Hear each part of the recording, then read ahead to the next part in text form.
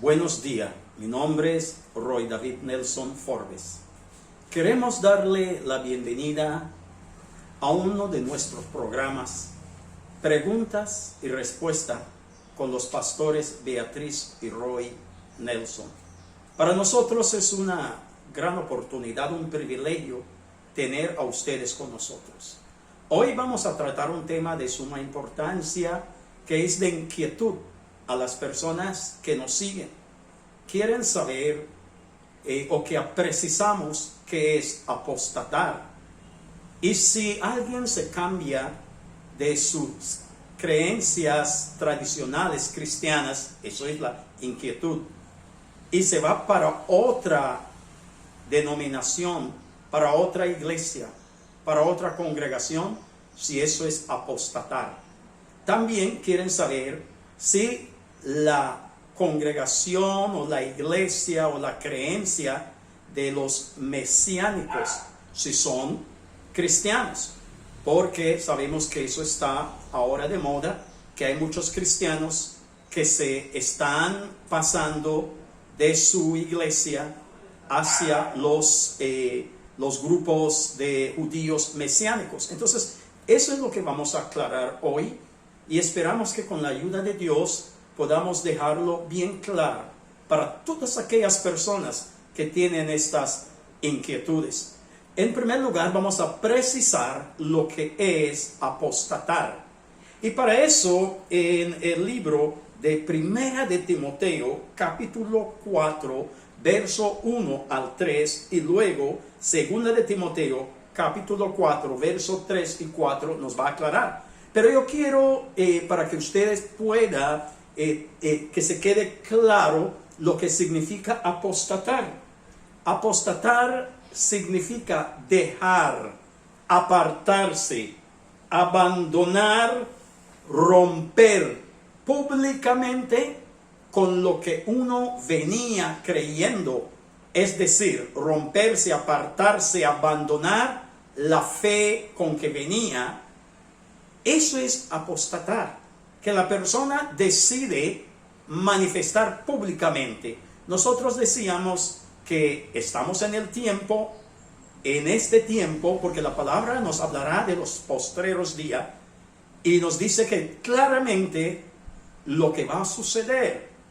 Entonces nosotros hemos dicho en nuestras visiones para el 2021, lo que Dios nos ha mostrado, una de esas cosas que va a suceder es la apostasía. Entonces, ahora vamos a escuchar estos pasajes bíblicos y espero que usted, si tiene Biblia a la mano, busque con nosotros que podamos leer juntos. La pastora Beatriz va a leer. Primera de Timoteo capítulo 4, verso 1 al 4.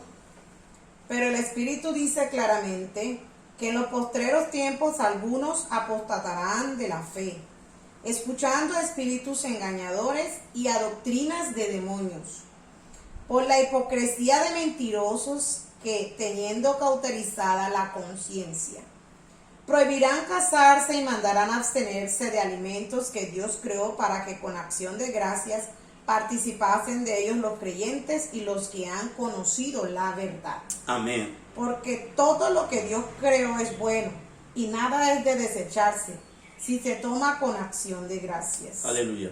Porque por la palabra de Dios y por la oración es santificado. Y en el capítulo 4, versos 3 y 4 de Segunda de Timoteo, también nos va a hablar sobre el asunto que estamos tratando en primer lugar de qué significa apostatarse. Segunda de Timoteo 4:3, porque vendrá tiempo cuando no sufrirá la sana doctrina, sino que teniendo comezón de oír, se amontonarán maestros conforme a sus propias concupiscencias, y apartarán de la verdad el oído, y se volverán a las fábulas. Bueno, quedó claro, según las porciones bíblicas que ha leído la pastora Beatriz, y lo que yo he explicado es apartarse de tu fe, romper con tu fe, con lo que tú venías, la sana doctrina, y te vas para otra parte. pero lo vas a hacer, las personas lo harán públicamente. Hay personas que tienen sus dudas, pero no se han apartado públicamente de la iglesia de sana doctrina con que vienen. Ahora, la otra inquietud es, si alguien deja su iglesia cristiana de sana doctrina y va para otra iglesia de sana doctrina, si eso es apostatar. No, no es apostatar. Aquí no estoy recomendando a nadie que deja su iglesia, que deja su congregación. Ni siquiera estoy aconsejando que se deje de congregar. Se debe congregarse siempre y cuando es posible y no representa un peligro para ti ni para su familia. Se debe congregarse todo el tiempo que la palabra lo dice. Pero debo dejar claro que si alguien se va de una iglesia, supongamos de una denominación, de una iglesia a otra, no representa o no es apostatarse. Pero si se va de su iglesia, que es de sana doctrina o doctrina bíblica, y se va para otra iglesia que no es de sana doctrina, se está apostatando. Eso sí es apostasía. Ahora entramos a la inquietud que más la gente que tienen en este tiempo. Hay mucha pregunta respecto a este tercer punto que quiero explicar, y queremos tomar el tiempo y mostrar bíblicamente la verdad sobre este asunto para que se quede claro. Entonces, la tercera inquietud es que si se deja la iglesia cristiana y se va para el grupo o el movimiento de judíos mesiánicos, si eso es apostatar. Para decir si eso es apostatar, tenemos que saber qué creen los judíos mesiánicos. Y eso es lo que voy a decir. Voy a hablar de 7 cosas en que creen los judíos mesiánicos, lo que ellos creen, y usted lo va a comparar con lo que usted cree, y si usted se considera de sana doctrina, de doctrina bíblica. Entonces la gente quiere saber, porque lo que pasa es que en ese tiempo hay muchos cristianos, hay muchos ministerios, muchas congregaciones, muchas iglesias que se están yendo por el movimiento de los judíos mesiánicos. Están dejando su iglesia y se están yendo por este grupo. Entonces, 2 personas en especial que me hablo directamente, pero hay otras personas que hacen preguntas por Messenger o han comentado en alguna de las redes porque quieren saber si esto es bueno o es malo, no es conforme a la palabra de Dios, y lo vamos a aclarar. Entonces, en primer lugar, los judíos mesiánicos no son trinitarios. No son trinitarios. Anótelo. Los judíos mesiánicos no son trinitarios.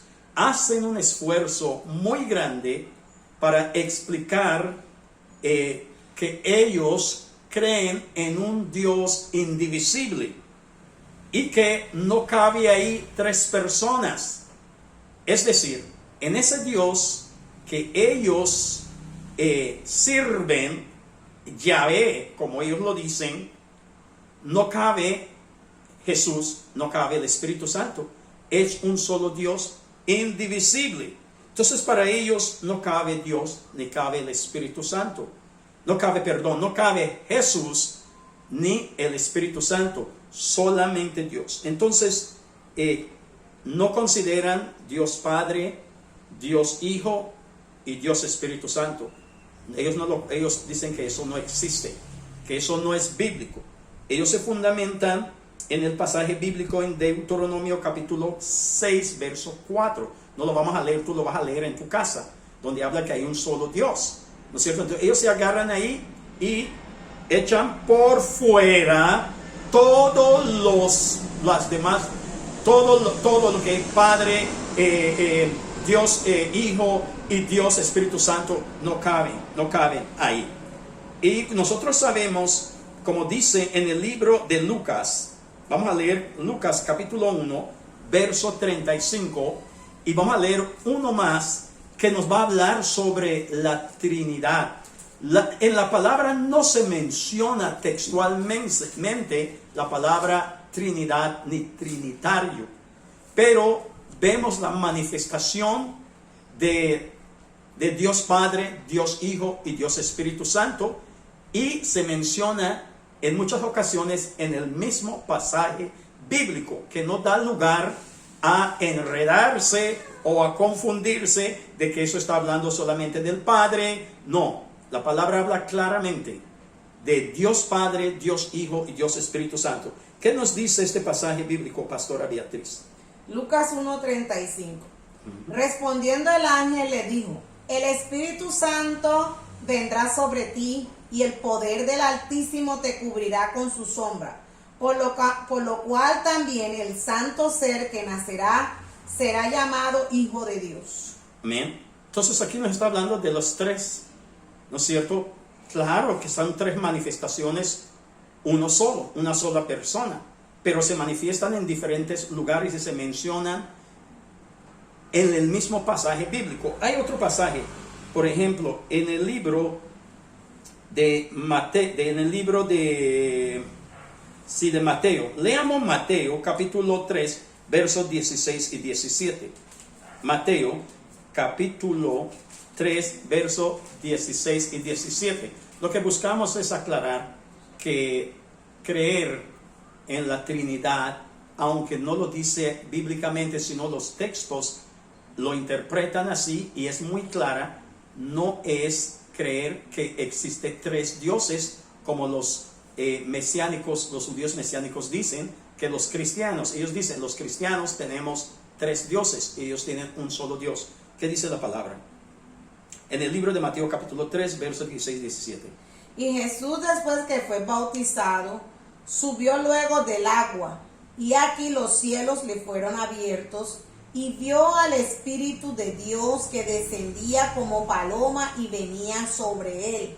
Y hubo una voz de los cielos que decía: este es mi Hijo amado, en quien tengo complacencia. Entonces la palabra es clara. Vemos a Jesucristo bautizando, el Espíritu Santo vino sobre él y escuchó la voz del Padre. O sea, que hubo una manifestación clara de Dios Padre, de Dios Hijo y de Dios Espíritu Santo. Tres manifestaciones. Pero los amigos de los judíos mesiánicos dicen que eso no fue palabra inspirada. Es entre otra cosa. Ellos dicen que el Nuevo Testamento no fue inspirada, que eso fue cosas de hombre y no es confiable para la doctrina de ellos. Hay un grupo pequeño o otros grupitos que juegan con este término y venden la idea que sí creen en Cristo Jesús, pero hasta cierto grado. Otra cosa que no creen ellos, que ellos dicen que Jesús no es una persona divina, que Jesús fue nacido por la relación de José y María, que no hay nada divino, que el Espíritu Santo no intervino en la concepción, en el nacimiento de Jesús. Veamos lo que ellos dicen, lo que la palabra dice respecto a esto. Mateo capítulo 1, versos 18 al 25, vamos a mirar lo que dice la palabra respecto al nacimiento virginal de Jesús, porque los judíos mesiánicos no creen en el nacimiento virginal de Jesús, no creen que María fue virgen, no creen que el Espíritu Santo fue que participó en la concepción, que Jesús es semilla del Espíritu Santo. No creen eso, dicen que eso es algo que no pueda ser concebido. Leamos la palabra. ¿Qué dice la palabra? Mateo capítulo 1, verso 18. El nacimiento de Jesucristo fue así. Estando desposada María su madre con José, antes de que se juntasen, se halló que había concebido del Espíritu Santo. José su marido, como era justo y no quería infamarla, quiso dejarla secretamente. Y pensando él en esto, he aquí un ángel del Señor le apareció en sueños y le dijo: José, hijo de David, no temas recibir a María tu mujer, por lo que en ella es engendrado del Espíritu Santo es. Ok, ahí dice claramente que lo que está en ella es engendrado del Espíritu Santo. Espíritu Santo. Es decir, el texto está diciendo claramente que el Espíritu Santo tuvo que ver con la concepción de María. Y la palabra lo repite en otras porciones. Tuvo que ver, el Espíritu Santo fue el que depositó esa semilla en María. Y dará a luz un hijo, y llamará su nombre Jesús, porque él salvará a su pueblo de sus pecados. Todo esto aconteció para que se cumpliese lo dicho por el Señor por medio del profeta, cuando dijo: He aquí una virgen concebirá y dará a luz un hijo, y llamará su nombre Emmanuel, que traducido es Dios con nosotros.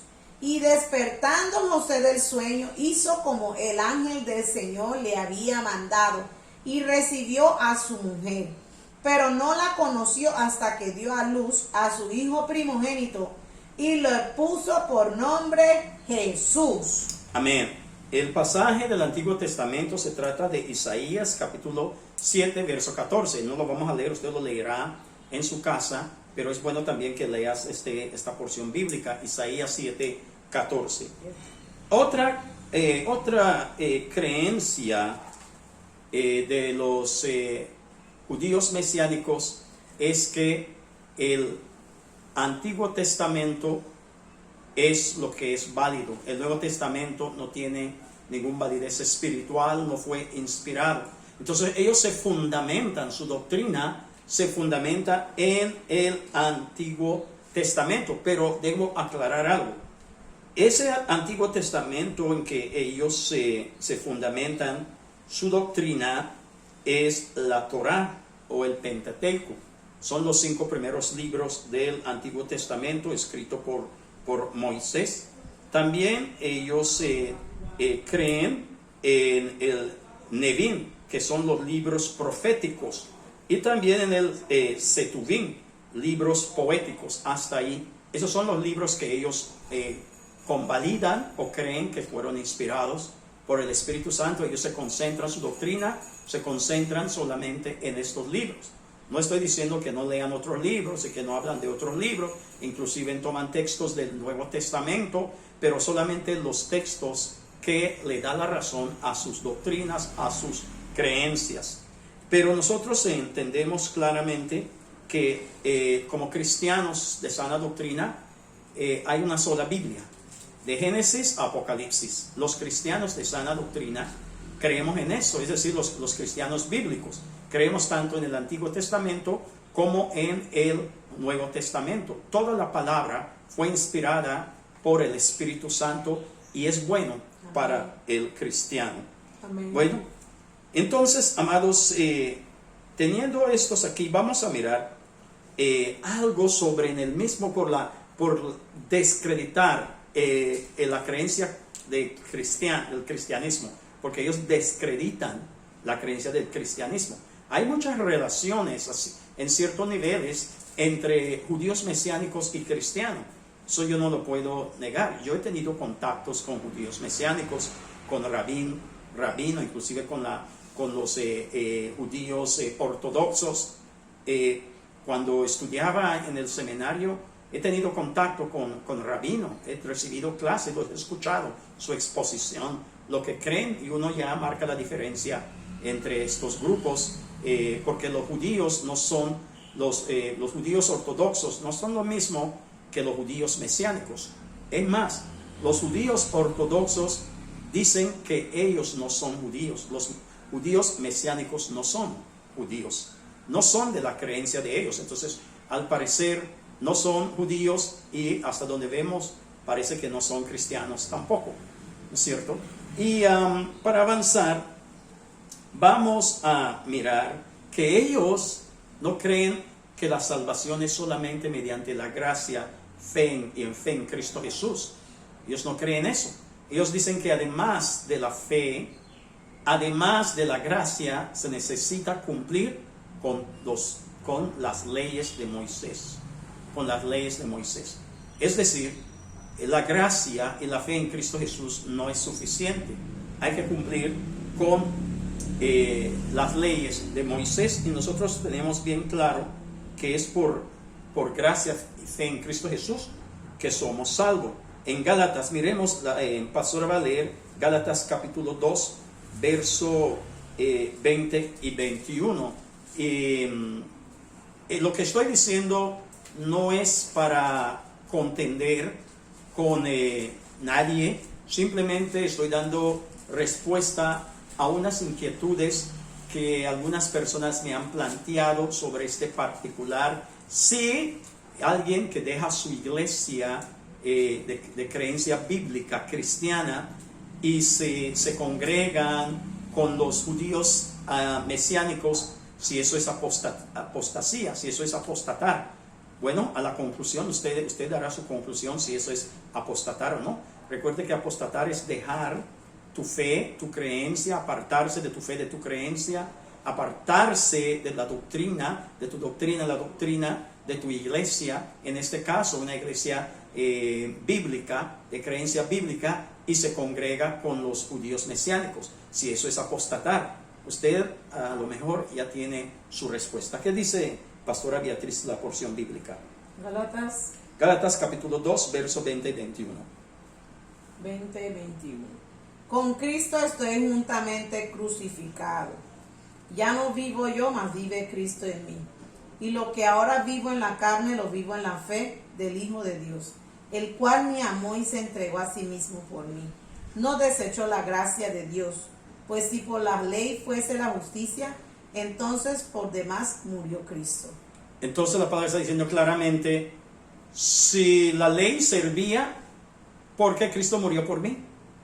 Porque la gracia, no te olvides que la gracia es un don inmerecido, es un regalo que nos dio Jesucristo, ¿no es cierto? A través de su muerte, ¿no es cierto? Su resurrección, su sepultura y su resurrección. Eso es la gracia que Dios nos ha dado a través de todo ese proceso. Él murió por nosotros, es la gracia que nos ha otorgado.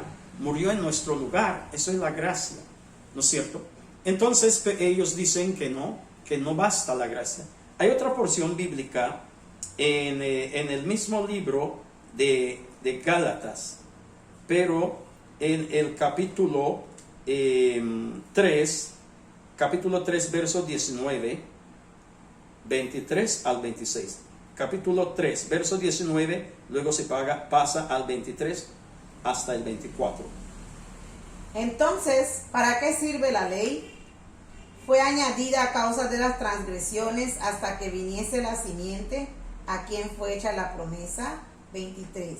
Pero antes que viniese la fe, estábamos confinados bajo la ley, encerrados para aquella fe que iba a ser revelada. De manera que la ley ha sido nuestro ayo para llevarnos a Cristo, a fin de que fuésemos justificados por la fe. Amén.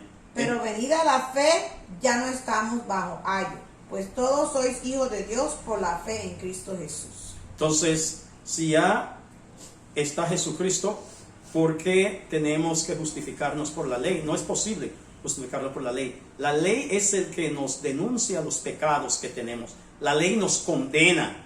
Es decir, si Jesucristo no hubiera venido, todos nosotros estaríamos bajo maldición, estaríamos bajo condena, es la palabra. Sin embargo, este grupo en particular, los judíos mesiánicos, dicen que la gracia no basta, tiene que también apropiarse de la ley. Y en cuarto lugar, el día de reposo es sábado. El día de reposo es sábado. Es decir, para los judíos mesiánicos, los que no adoramos a Dios en el día sábado, no tendremos parte en el reino de Dios. Eso ellos lo tienen claro. Ellos celebran toda la semana el Sabbat a la manera judía, porque este grupo adoptaron la tradición, la costumbre, la cultura judía. Ellos empezaron solamente con los judíos. Hoy día hay mucha gente de Latinoamérica, de Europa, del Caribe, de muchos países, de todos los países, la mayoría de los países que ya están los judíos mesiánicos.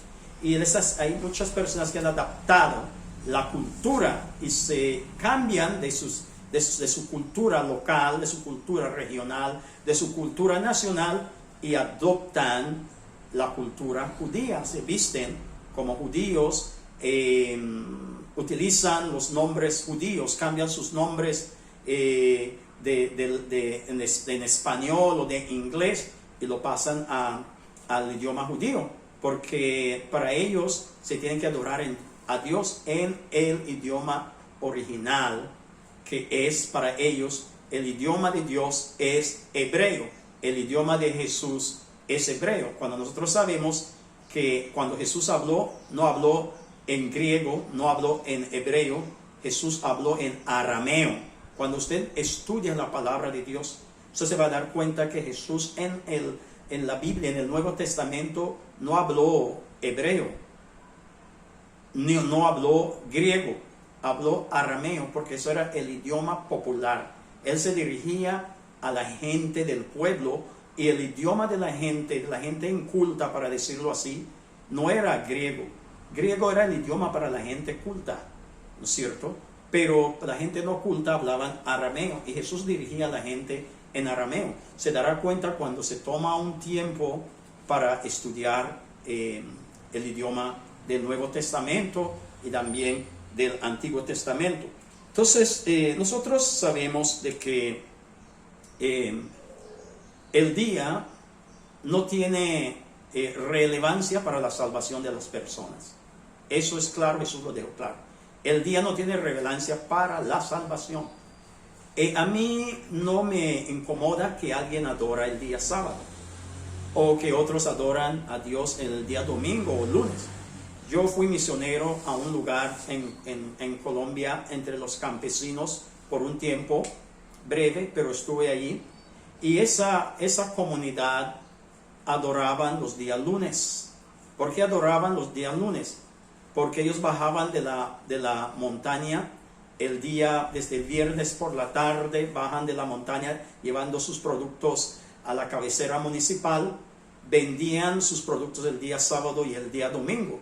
Eso era el día de mercado, cuando la gente podía ir a comprar los productos de estos campesinos.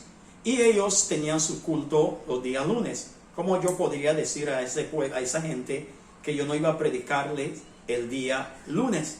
Eso no incidió en mi santidad, ni incidió en mi salvación. Los días no cambian. Vamos a mirar en Mateo capítulo 12, verso 1 al 8. El día de reposo no determina la salvación de la persona.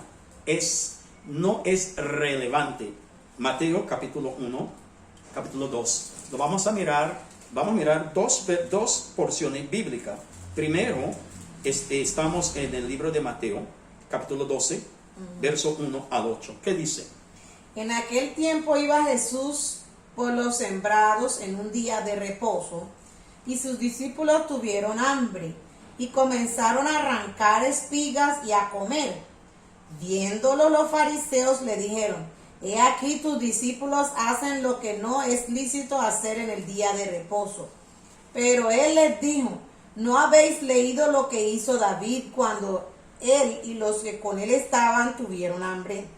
¿Cómo entró en la casa de Dios y comió los panes de la proposición, que no les era lícito comer ni a él ni a los que con él estaban, sino solamente a los sacerdotes?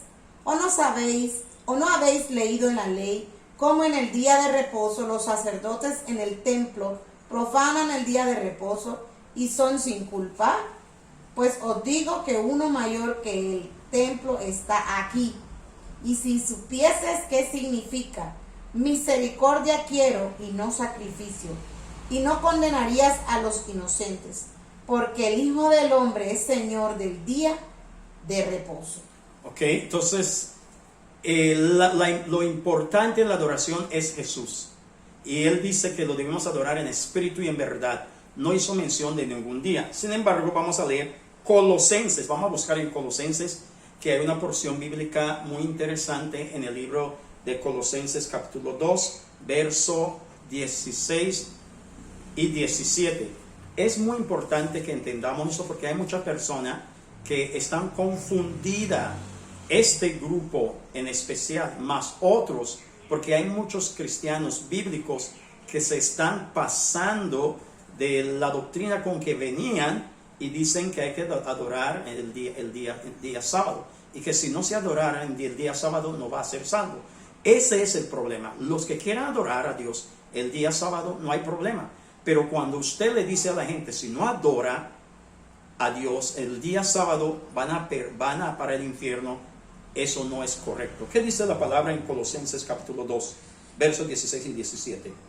Por tanto, nadie os juzgue en comida o en bebida, o en cuanto a días de fiesta, luna nueva o días de reposo, por lo cual es sombra de lo que ha de venir, pero el cuerpo es de Cristo.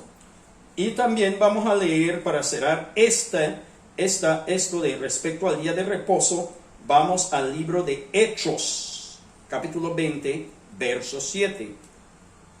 Es ahí donde nació la primera iglesia cristiana y nos va a dar luz. Hechos, capítulo 20, verso 7. Yo espero que hasta aquí usted está teniendo claro cuál es la práctica, cuál es la creencia, la enseñanza, la doctrina de los judíos mesiánicos. Porque hay muchas personas que los ven como un grupo similar o igual a la iglesia donde quizás van.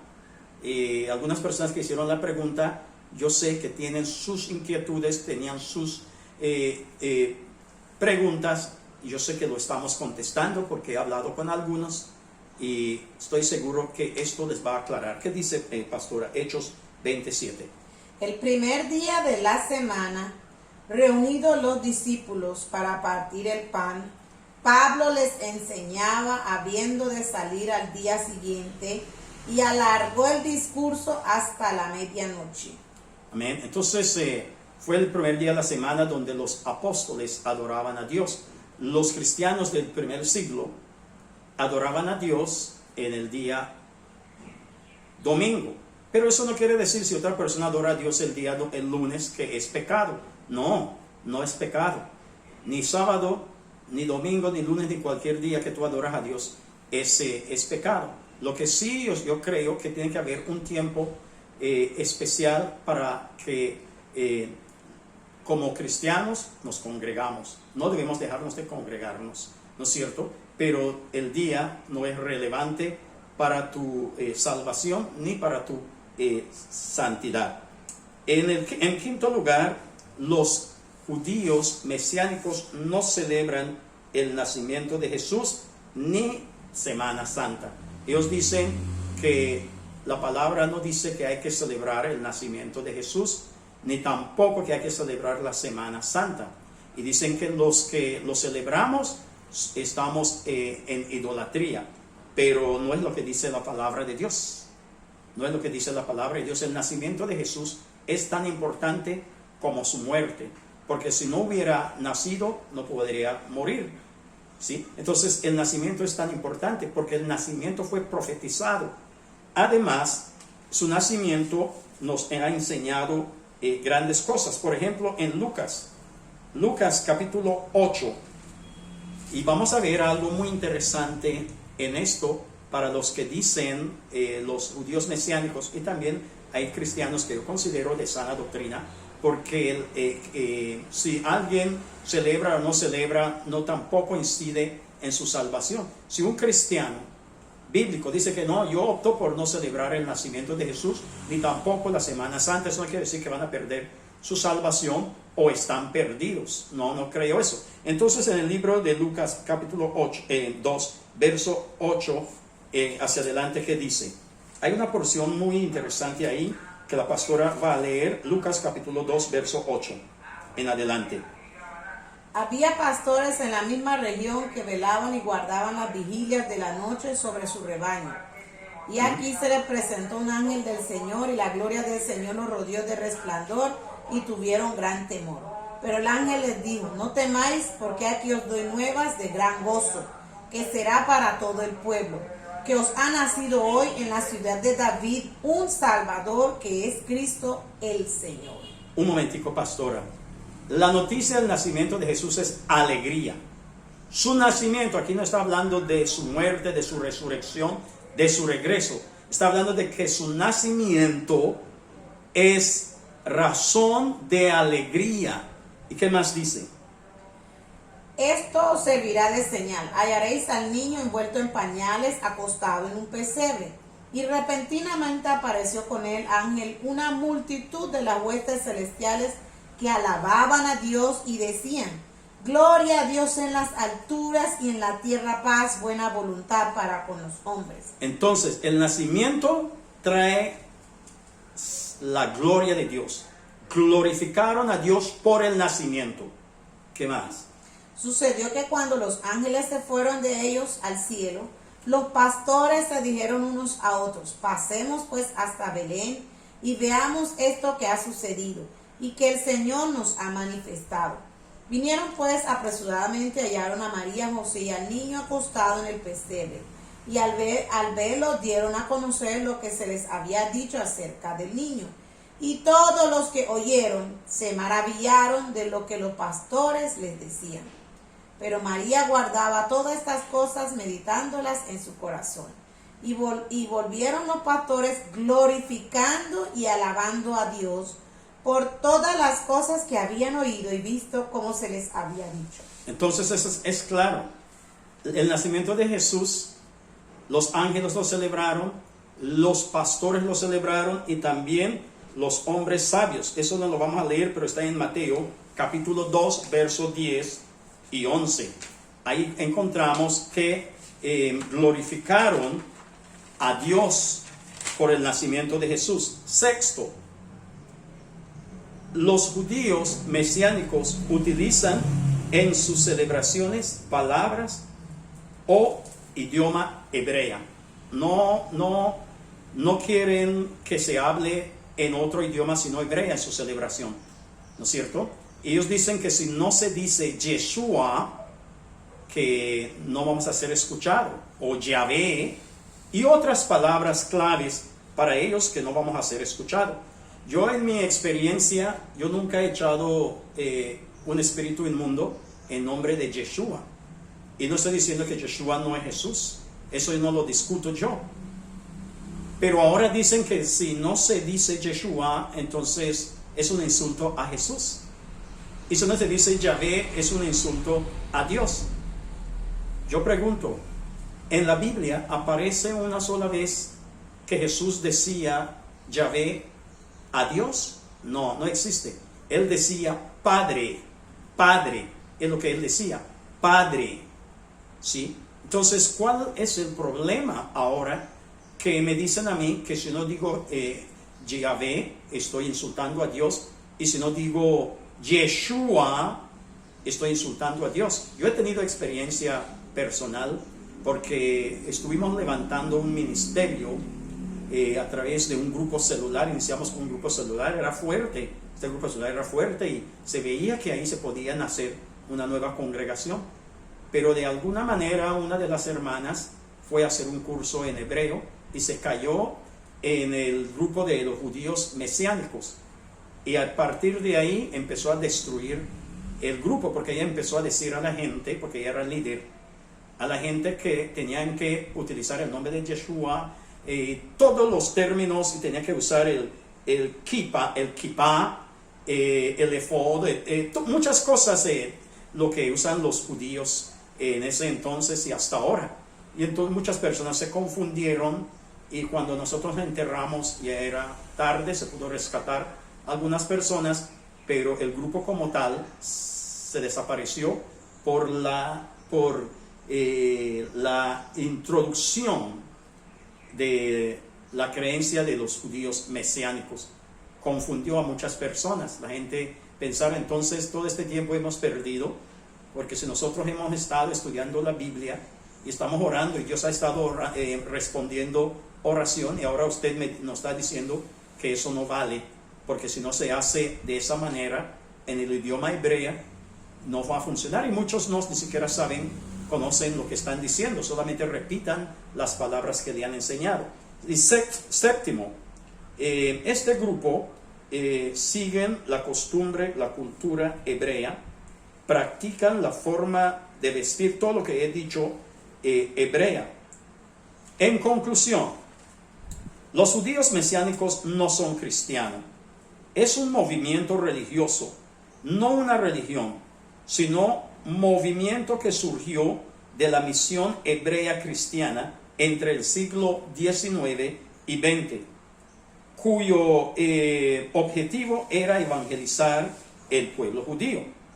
Contiene elementos judíos como la tradición, cultura y costumbre, pero también tiene componente cristiano, y es donde la gente cae, porque tiene componente cristiano, como la oración, el mismo ayuno y otras disciplinas cristianas, la adoración, los cánticos, ¿no es cierto? Aunque ellos prefieren cantar en el idioma hebrea, ¿no es cierto? Y la danza hebrea, yo creo en la danza hoy día, pero eso tiene que ser con música propia de los hebreos, la danza de este grupo.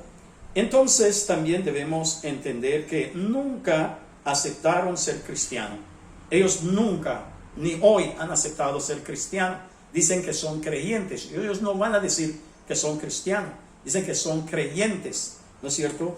De alguna manera aceptan que son creyentes, pero no son muy afinados, muy cercanos a Jesucristo. Ven a Jesucristo como un profeta, pero no con esa divinidad como lo creemos los cristianos o los cristianos bíblicos. No creen que se puede ser salvo por gracia o fe en Cristo Jesús, sino que también se le tiene que cumplir las leyes. Ser cristiano, escuche bien, ser cristiano es tener como fundamento el nacimiento de Jesús, su sufrimiento y muerte, su resurrección y regreso para su iglesia. Esos son fundamentos del cristiano. Tenemos que creer que Jesucristo nació, que sí murió en la cruz, pero que resucitó y va a regresar. Con eso se defiende todo cristiano. Todo cristiano tiene que aceptar estos principios. Nosotros debemos orar por la paz de Israel, porque la palabra lo dice así. Igual yo invito a orar por los judíos mesiánicos, que tanto los judíos como los judíos mesiánicos, que el Espíritu Santo le quita el velo para que vean que de verdad Jesucristo es el Mesías y que no tienen que estar esperando otro Mesías, porque Jesucristo es el Mesías. ¿Tiene algo que decir, pastora? Sí, gloria a Dios. Nosotros los cristianos nos fundamentamos en que creemos al Padre, el Hijo y el Espíritu Santo.